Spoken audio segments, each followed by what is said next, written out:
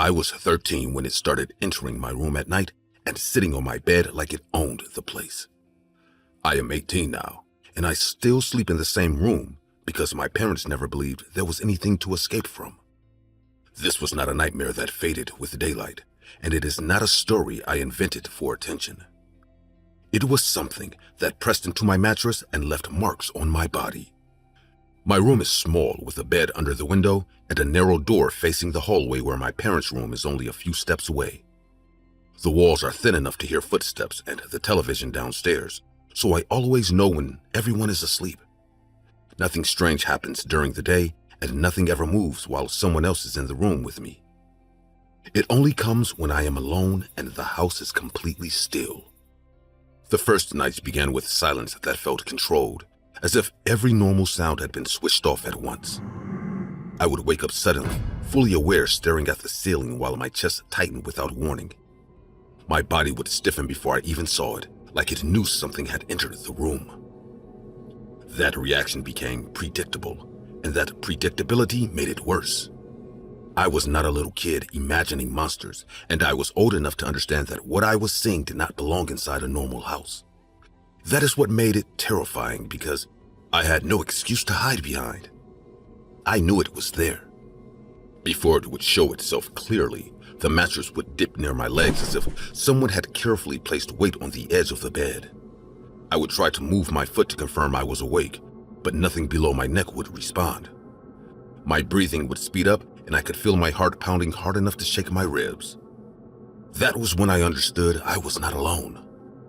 It sat on my bed with long, thin limbs folded under its body and a head slightly too large for its frame. Its skin looked dry and tight, and its eyes stayed wide open without blinking. It leaned forward slowly and pressed 2 dark nails into my stomach through my shirt. The pressure went deeper than skin, even though nothing broke. I could not lift my arms, and I could not turn away while it studied my face like I was an object. Its mouth would open slightly, and I could see dark residue between its teeth as it moved closer. It never spoke, and it never rushed. It acted patient. In the morning, I had round swollen marks around my abdomen that hurt when I pressed down. My parents told me I must have scratched myself, and my brother Miles laughed and said I was stressed from school. They checked my room and found nothing. The next night, it came back. Before the worst visits, I would wake up seconds before it appeared, already tense and unable to relax even for a moment. I would lie there staring at the ceiling, waiting for the mattress to sink again because I knew it would. The silence would settle over the house like a switch had been flipped. My body would lock completely before I even saw it move. It began climbing onto my torso instead of sitting at the edge of the bed, placing its knees against my ribs and its palms flat against my stomach. It pressed harder each time, slow and steady, as if testing how much force I could handle. I felt pressure deep under my skin that made my vision blur. I tried to scream, but only air moved in my throat. One night, it pushed so hard that my back arched off the mattress, and I felt something inside my abdomen shift under its palm. Its face lowered until it was inches from mine, and its eyes scanned me without blinking. I forced my arms to lift, and they trembled uselessly before dropping again. I had no control over my own body. My parents installed a camera in my room and stayed awake outside my door for several nights. During those nights, nothing happened, and the footage showed me sleeping normally. They removed the camera after deciding this was stress or sleep paralysis. The next night, it returned and pressed deeper than ever. The night everything changed, I fell asleep in the back of my parents' car while my father was driving us home from my aunt's house. I remember the streetlights passing by and trying to stay awake because I did not trust sleep anymore. My body ignored me and shut down. When I opened my eyes, I was in my own bed with my shoes still on. There was no sound of a door opening or footsteps in the hallway. The nightlight was on and my room looked untouched. My heart began racing immediately because I knew what silence like that meant. I tried to sit up quickly, but my legs stopped halfway and froze in place. The mattress dropped behind me before I could turn around fully. It was closer than ever. its fingers already gripping my shoulders firmly. It slid one hand under my shirt and pressed hard against my stomach, and the pulling sensation returned stronger than before. I felt like something inside me was being drawn toward its palm. It leaned forward until our foreheads touched, and I could see cracks on its lips and dryness around its eyes.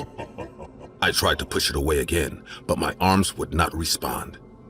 I was completely trapped inside my own body while it examined me up close. The pressure increased steadily, and I felt pain spreading through my abdomen in waves that made it hard to breathe. Its fingers dug in without breaking skin, and my back lifted off the mattress under the force. I could not close my eyes or turn my head. I could only stare at it. It held its palm flat against my stomach and stayed there, unmoving, as if waiting for something to happen under my skin. The pulling sensation intensified, and I felt panic building fast because I did not know what it was taking from me. My chest tightened, and I thought I might pass out. The door suddenly opened, and Miles stepped into the room asking what I was doing awake. The weight vanished instantly, and I collapsed forward onto the bed, gasping for air. My brother looked around confused because there was nothing there. I started crying without control while he stood in the doorway. That was the closest it ever got to doing something worse than leaving marks. After that night, the visits became less frequent, but they did not stop completely. When I was 17, it appeared again after months of absence, standing beside my bed instead of climbing onto it immediately. My body locked as usual, and I felt the familiar wave of fear rising in my chest. It reached out and placed its hand lightly against my stomach. This time, it did not press deeply. It held its palm there for several seconds as if checking something, then slowly withdrew. Its head tilted slightly while it studied my face. I did not move because I could not. It stepped back from the bed and disappeared without sound or warning. I remained frozen for several minutes after it was gone. That was the last intense encounter I remember clearly. I am 18 now, and it still comes sometimes, though far less often than when I was 13. I wake up seconds before it arrives, and my body still locks without any permission. Sometimes I find faint circular marks on my lower abdomen in the morning. My parents pretended nothing ever happened, and Miles moved out last year, so I face the nights alone again. When it stands near my bed now, it does not always touch me, but I never know when that will change. I do not feel stronger with age. I live waiting for the next visit, knowing I will not be able to move when it happens. I do not know what it wants or how long it plans to keep coming back. I only know that it has never fully left. This story is based on the creepypasta of The Seed Eater, an online horror tale about a thin humanoid entity that visits children at night while they are awake but unable to move. The creature sits on the bed and presses its hands into the child's abdomen, leaving circular marks by morning without breaking the skin. Adults never see it, even when they monitor the room, which deepens the sense of isolation. As the child grows older, the visits become less frequent, but the entity never fully disappears.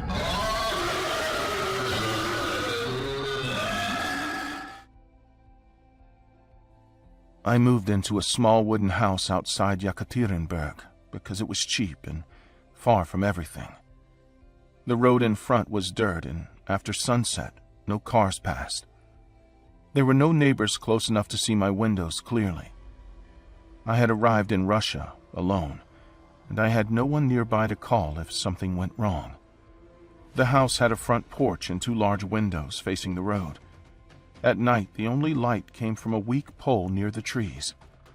I kept the curtains half open because I didn't want to feel trapped inside. That decision changed quickly.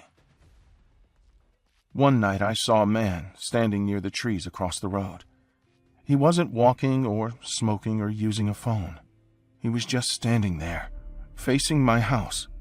His posture looked all wrong, like his body was stiff in places that should move easily. I stayed at the window longer than I should have. He didn't wave or leave, he just stayed still until I stepped away. The next night he came back at the same hour.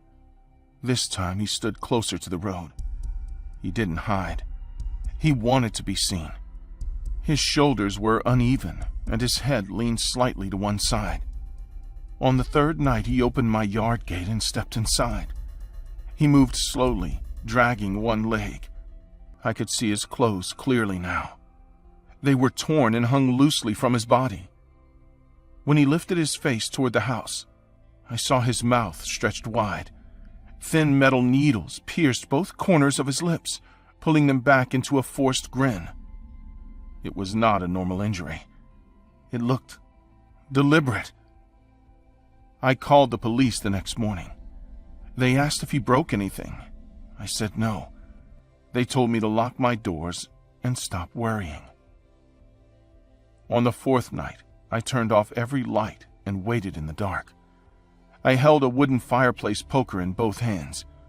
I knew he would enter the yard again, because he'd been moving closer every night. He stepped through the gate and crossed the yard slowly. Each step looked painful. His breathing carried through the quiet air. It sounded strained, like his chest was damaged. He reached the porch and placed his hand on the door. The handle moved slowly. The wood creaked under pressure. He didn't slam it. He pushed with steady force. The door cracked near the lock and gave way. I shoved the table against it, but the legs scraped across the floor as he kept pushing. The door opened enough for him to step inside. He entered without rushing. From only a few feet away, I saw stitches across his cheeks and neck. Dried blood marked the edges of his mouth where the needles held his lips open. His eyes looked red and unfocused. I swung the poker at his shoulder with both hands. The impact made him sway, but he did not fall. He didn't attack. He adjusted his balance and stepped forward again. I struck his arm next. His elbow bent strangely, but he barely reacted. He let out a low breath and kept moving. His body trembled with effort. He was not moving slowly to scare me. He was barely able to stand. He stopped a few feet away from me in the kitchen. His breathing was loud and uneven. Blood began to form fresh lines near the needles in his mouth. The forced grin did not change. I kept the poker raised, but I hesitated. His eyes didn't look violent. They looked confused and exhausted. He leaned slightly against the counter as if he needed support. Before I could decide what to do, the front door was kicked fully open. Heavy boots rushed into the house. Several men dressed in black tactical clothing entered within seconds. Two of them grabbed the injured man without speaking. Another seized my arm and forced me against the wall. One man leaned in close to my face. Leave. His tone was controlled, but angry. I tried to speak, but another man struck me hard on the side of the head. I woke up on the living room floor with sharp pain in my skull. The house was quiet. The broken door had been temporarily secured from the inside. 2 suitcases stood near the hallway. They were packed with my clothes and documents. My passport rested on top. I had not packed anything. I called the police again. They claimed there was no report on file and no patrol had been sent to my address. Their voices sounded uninterested. I left Russia within a week. I didn't tell anyone the real reason. I said the job wasn't working out. I searched online for information about illegal experiments, but I stopped quickly. The stories I found felt incomplete and dangerous to dig into. What I saw was not a creature. It was a human body, damaged on purpose. The needles in his mouth were not decoration. They were control. I don't look for answers anymore. I live quietly and avoid talking about that house. Some nights I still wake up expecting to see someone standing near the trees, waiting to move closer again. My name is Leonard, and I was the only physician on duty that night at Black Ridge Hospital. The shift had been quiet and mechanical, with routine cases and long empty stretches between them. I preferred that kind of rhythm because it kept everything controlled and predictable. I was reviewing charts near the nurses' station when I noticed someone sitting alone in the waiting area. She was positioned against the far wall, sitting upright with her hands flat on her knees. Her back was straight and her chin slightly lowered, but her eyes were open and fixed forward. She did not blink, and she did not adjust her posture. No one had checked her in, and no one seemed to know when she had arrived. I walked toward her and introduced myself in a calm tone. I asked her name and whether she needed help. She did not react in any way, and her breathing was slow but steady. Her expression was empty but not confused, and that difference made my stomach tighten. I signaled security to confirm whether anyone had entered recently. They reported no movement at the doors. I called the local police to report a silent woman possibly in distress. I turned for a second to grab a blanket. When I faced her chair again, she was gone. I searched the waiting room and nearby bathrooms immediately. The doors had not opened, and security insisted no one had passed them. There was no sound of footsteps and no sign of hurried movement. The chair where she had been sitting was perfectly aligned. I moved down the main corridor toward the older wing because it was the only direction she could have gone. The lights were steady and the floor was empty. My pace slowed as I scanned each doorway. I felt exposed, walking alone in that long hallway. Halfway down, I saw her standing at the far end near the radiology turn. She was upright and motionless, arms hanging straight at her sides. Her eyes were locked directly onto mine. The distance between us felt tight, even though it was several meters. I called out to her and asked if she was lost. She did not answer and did not blink.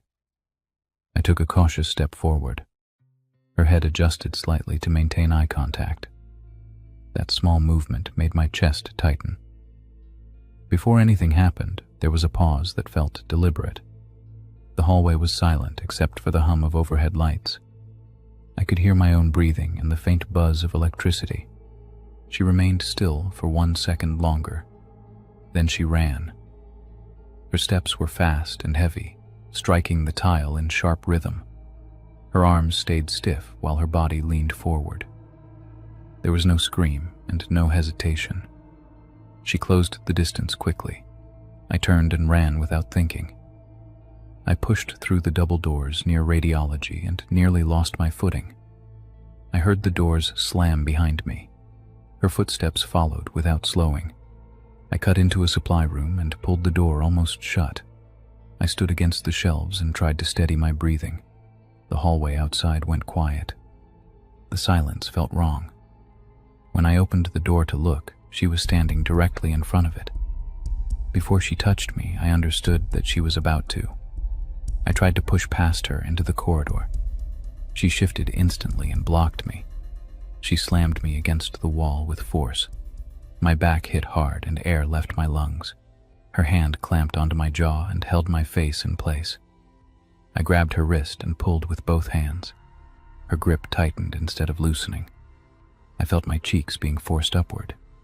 My mouth stretched unnaturally and pain shot through my face. She leaned close enough that I could see every detail of her skin. Her expression did not change. There was no emotion and no strain. She pressed harder, and I felt my jaw shift under pressure. I drove my knee into her abdomen. She stumbled back and hit the floor. I kicked her leg and she collapsed against a cart. The cart rattled loudly. She stood up again without changing her expression.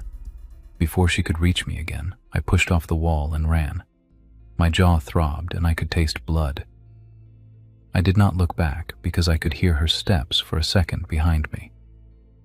I turned the corner toward the nurses' station and nearly crashed into security. Lionel grabbed my shoulders and stared at my face. He asked what had happened while I struggled to speak clearly. We checked the camera footage from the hallway. The recording showed me running alone. It showed me slamming myself against the wall and fighting empty air. There was no woman visible near me. My face twisted on camera as if invisible hands were pulling it. The footage showed me kicking at nothing, Lionel replayed it twice. There was still no sign of her. Police searched the building and found nothing. No entry logs and no witnesses. My jaw was partially dislocated and finger-shaped bruises formed on my cheeks. No one could explain them. I finished the shift sitting in a chair with ice pressed against my face. The pain was sharp and constant. Every movement of my mouth reminded me of her grip. No one else in the hospital reported seeing her that night. No one matching her description appeared on any camera. The official report listed it as an unexplained injury. I kept working there because I needed the job. I avoided the older corridor whenever possible. I never saw her again in the building. Sometimes during late shifts, I glance at the waiting room wall where she first sat. I imagine her upright posture and those open eyes. I'm afraid.